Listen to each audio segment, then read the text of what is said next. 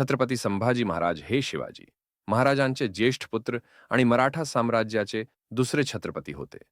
त्यांनी 1798 ते 1799 या कालावधीत राज्य केले.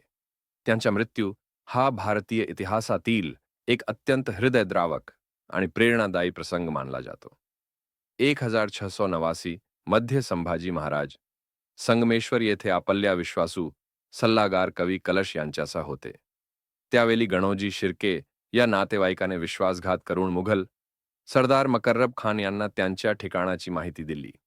त्यामुळे संभाजी महाराजांना 1 फेब्रुवारी 1694 रोजी पकडण्यात आले.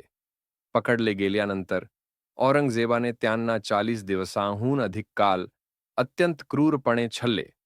त्यांना धर्मांतर करण्याचा प्रस्ताव दिला गेला, परंतु संभाजी महाराजांनी तो ठामपणे नाकारला. त्यांच्या छळामध्ये त्यांच्या शरीराचे अवयव कापणे, डोल्यांमध्ये गरम सलया घालणे, नख उपटणे, जखमांवर मीठ चोळणे आणि जीभ कापणे यांचा समावेश होता. शेवटी 19 मार्च 1689 रोजी त्यांची हत्या करण्यात आली.